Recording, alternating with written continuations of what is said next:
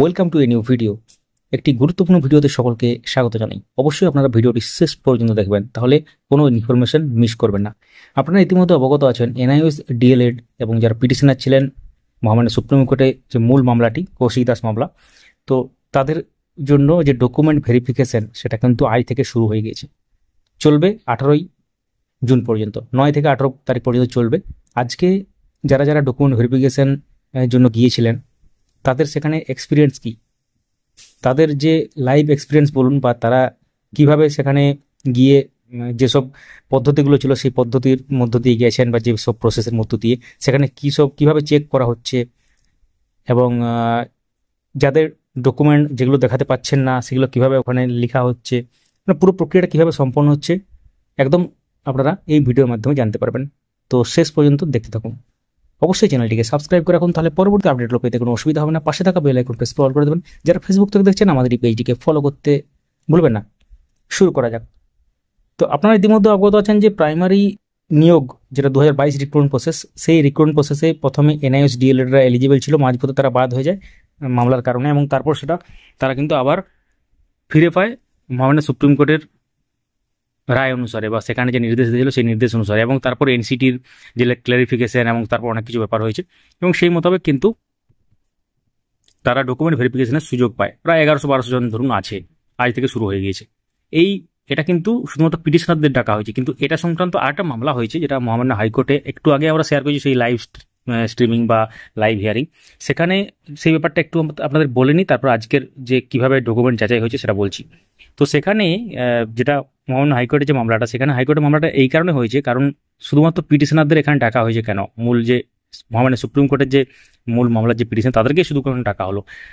Order কপিতে নাকি এরকম লেখা ছিল না যে শুধু পিটিশনারদের ডাকা হবে, অর্ডার কপিতে লেখা ছিল এনআইওএসদের ডিএলএডদের সুযোগ, এমনটা দাবি করছেন মামলাকারী আইনজীবীরা বা মামলাকারীরা।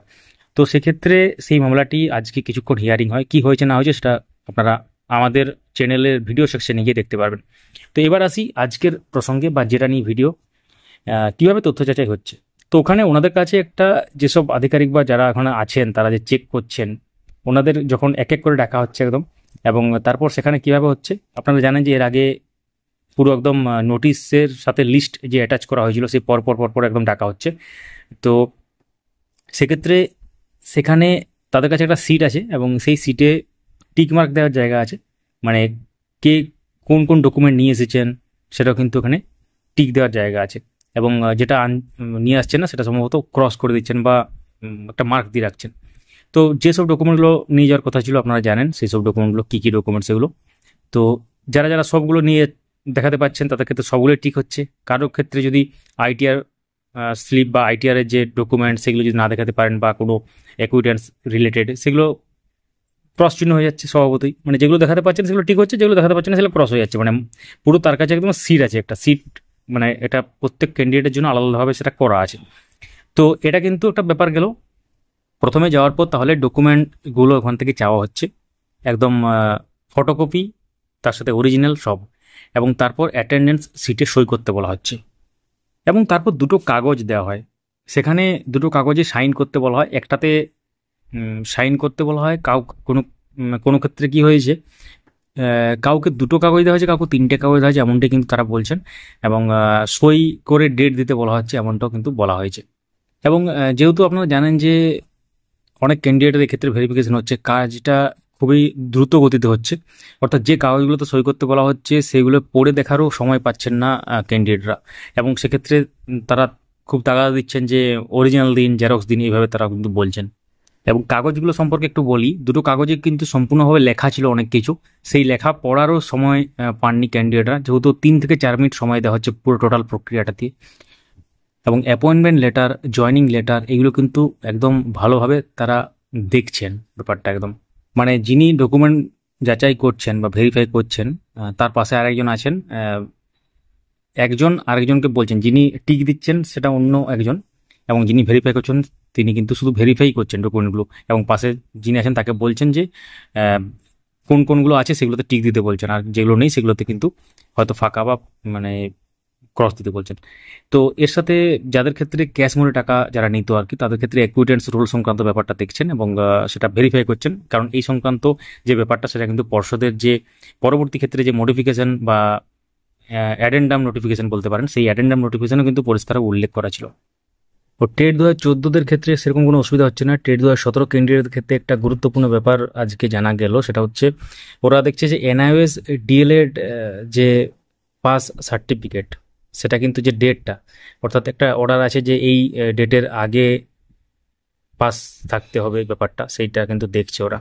এবং সেক্ষেত্রে 2017 টেট এই নিয়োগে সুযোগ নাও পেতে পারে, এমন একটা কিন্তু খবর আসছে। এবং তার সাথে তাদেরকে যখন এই ব্যাপারগুলো তারা বলছেন, তখন তারা বলছেন না কোর্ট থেকে অর্ডার নিয়ে আসতে হবে।